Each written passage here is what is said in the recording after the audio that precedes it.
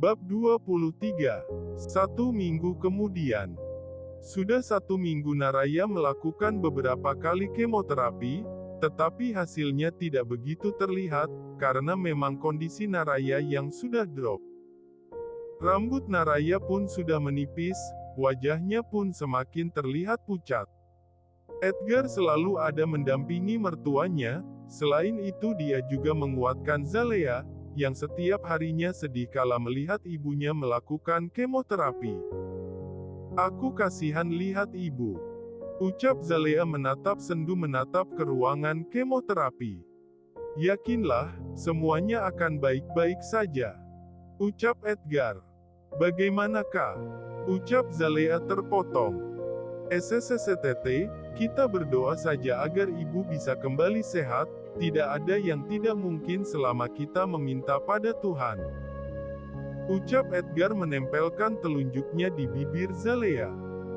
Zalea menahan air matanya, yang hanya tinggal satu kedipan saja bisa luruh, dadanya selalu saja sesak melihat ibunya, beruntungnya dia memiliki suami yang pengertian, dan selalu ada kapanpun Zalea membutuhkannya. Kriing, kriing. Telepon Edgar berdering menandakan ada panggilan masuk, dia merogoh sakunya mengambil HP miliknya, dilihatnya Leo menghubunginya dan memberikan banyak pesan padanya. "Halo. Oke, aku akan ke sana sekarang." "Tut." Raut wajah Edgar langsung berubah dingin, Zalea yang melihatnya pun merasa takut, karena tatapan Edgar begitu mengerikan.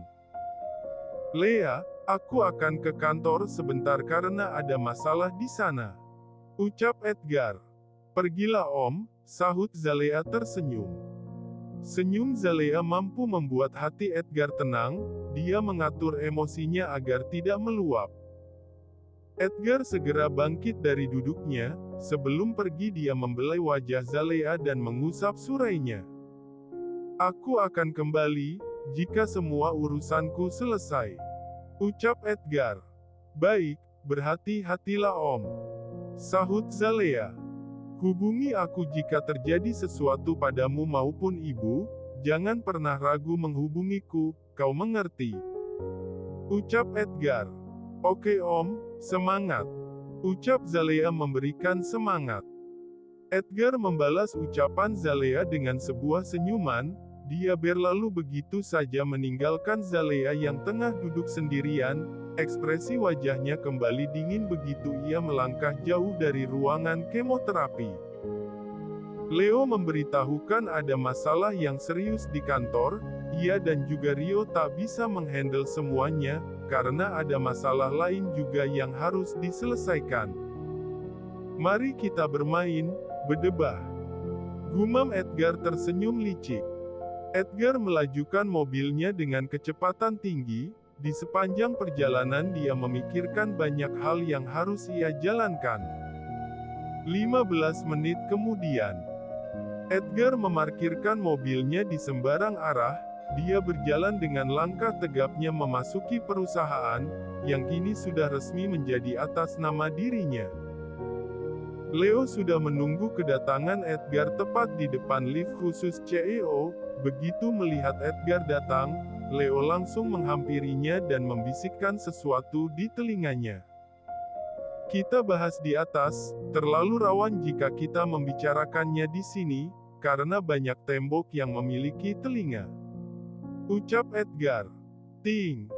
Pintu lift terbuka, keduanya masuk bersamaan menuju ruang kerja Edgar. Begitu lift berhenti dan pintunya terbuka, Edgar langsung melangkahkan kakinya ke ruangan di mana ayahnya sudah menunggu kedatangannya. Ceklek! Edgar masuk ke dalam ruangannya, dilihatnya ayahnya masih berkutat dengan laptop di tangannya, serta berkas yang berjejer di atas meja. "Dedi," panggil Edgar. "Duduklah dulu, Dedi akan menyelesaikan pekerjaan ini terlebih dahulu," ucap Rio. Edgar pun menuruti ucapan ayahnya, dia duduk di sofa bersama Leo, seraya membaca berkas penting yang akan mereka bahas. Rio menyelesaikan pekerjaannya, Dia menutup laptopnya kemudian berjalan ke arah Edgar. Dia duduk di sofa tunggal menghadap putra sulungnya. Keluarga kita dalam pengawasan, kau harus lebih hati-hati, ucap Rio. Tidak perlu khawatir, aku akan menanganinya secepat mungkin, dan jika diperlukan aku akan meminta bantuan Tuan Arion, ucap Edgar. Kau benar, yang paling aku khawatirkan adalah keselamatan Cindy dan juga Satria, mereka pasti mengincar mereka apalagi Cindy tengah berbadan dua, ucap Rio. Albert dan juga kakaknya yang lain akan melindungi Cindy. Dedi tahu sendiri kalau keluarga Wiguna memiliki singa betina yang sangat ditakuti, ucap Edgar. Tetap saja kita harus waspada, jangan berfokus menjaga salah satu di antara keluarga. Bahkan istrimu juga dalam bahaya, mereka pasti akan menghalalkan segala cara mengingat penghalang terbesar mereka sudah tidak ada. Jelas Leo. Aku tahu, bahkan aku akan menyiapkan permainan yang menarik untuk mereka, ucap Edgar datar. Edgar sudah menyiapkan segala sesuatu yang akan ia hadapi, dia juga akan meminta bantuan orang lain untuk menyelesaikan masalahnya. Edgar sudah lelah jika harus terus dibayangi buntut masa lalu yang tak pernah ada habisnya. Mulai saat ini, dia hanya ingin membahagiakan orang yang ia sayangi, tanpa harus ada yang menjadi korban keserakahan orang lain, yang memang bukan hak orang tersebut. Leo, katakan pada HRD untuk mencarikan seseorang untuk menjadi sekretaris, pria maupun wanita asalkan dia berkompeten, gesit, tidak ceroboh, ucap Edgar. Kenapa tiba-tiba? Tanya Leo heran. Kedepannya kau akan sibuk. Memangnya aku tidak capek mendengar rengekanmu yang terus meminta sekretaris? Jawab Edgar sedikit kesal. Nah, gitu dong. Kenapa gak dari dulu sih? Mungkin sekarang pekerjaanku gak bakalan numpuk sampai lembur, ucap Leo mengacungkan jempolnya pada Edgar. Leo merasa sangat senang, karena Edgar sudah memperbolehkannya memperkerjakan sekretaris. Jujur saja dia seringkali kewalahan, tetapi walau begitu ia tetap bisa menyelesaikan pekerjaannya. Kemoterapi ibunya sudah selesai dilakukan, seperti biasanya Zalea akan membawa ibunya pulang ke rumah, setelah berbincang dengan dokter mengenai kondisi Naraya. Naraya duduk di kursi roda, Zalea mendorongnya melewati lorong rumah sakit. Dia melihat sekeliling rumah sakit yang didatangi para pasien dengan penyakit yang berbeda. Ibu, bagaimana rasanya sekarang? Tanya Zalea. Lebih baik, jawab Naraya tersenyum.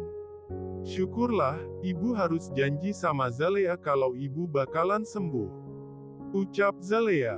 Ibu akan berusaha nak, sahut Naraya.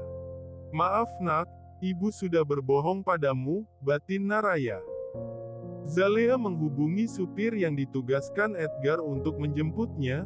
Seorang pria datang menghampiri Zalea yang tengah menunggu di depan rumah sakit. Supir tersebut bernama Harry. Harry mengambil alih kursi roda dari tangan Zalea. Dia mendorongnya menuju mobil yang terparkir tak jauh dari tempatnya berdiri.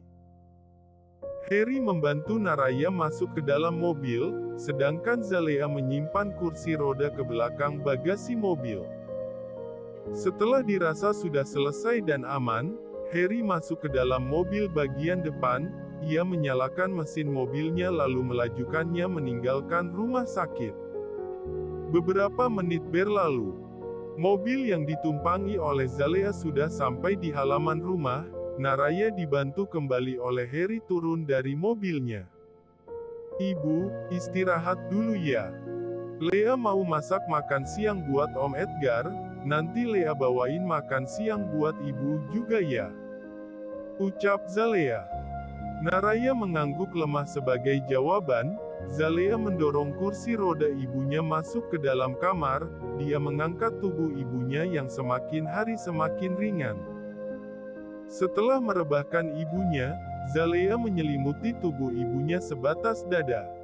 "Tunggu sebentar ya Bu," ucap Zalea. "Iya nak," sahut Naraya lemah. Zalea keluar dari dalam kamar Naraya, dia melangkahkan kakinya menuju dapur. Zalea mulai memotong sayuran dan mengeluarkan wajan untuk memasak. Nathan masuk ke dalam rumah seraya memberi salam. "Assalamualaikum," ucap Nathan memberi salam. "Waalaikumsalam, Dek, kok udah pulang? Biasanya kan agak sore," sahut Zalea. "Iya Kak, katanya gurunya ada rapat mendadak. Semua murid dipulangkan, ada sebagian yang ikut eskul," jawab Nathan. "Oh begitu, kamu bersih-bersih dulu Gi, nanti kamu jagain ibu soalnya kakak mau maska dulu," ucap Zalea. "Iya Kak," sahut Nathan. Nathan pun melangkahkan kakinya masuk ke dalam kamar. Dia pergi ke kamar mandi membersihkan tubuhnya. Setelah selesai Nathan kembali berjalan menuju kamar ibunya. "Ceklek. Ibu," panggil Nathan. Nathan masuk ke dalam kamar Naraya. Dilihatnya sang ibu tengah memejamkan matanya dengan begitu tenang. Nathan naik ke atas kasur ibunya. Dia duduk di sebelah tubuh ibunya. Nathan memijat tangan ibunya yang terasa dingin. Ia juga menceritakan aktivitasnya selama di sekolah barunya. Zalea menyelesaikan masakannya dengan cepat. Dia menata makanannya ke dalam piring dan juga mangkuk. Entah mengapa perasaannya kini tidak enak. Dengan hati yang gelisah Zalea membawa makanan untuk ibunya ke dalam kamar. "Ceklek. Dek, ibunya lagi tidur?" tanya Zalea.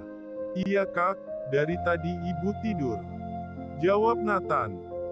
Zalea menyimpan makanan yang dibawanya ke atas meja di sebelah Naraya. Dia menatap wajah ibunya yang semakin pucat, tetapi berbeda dari biasanya.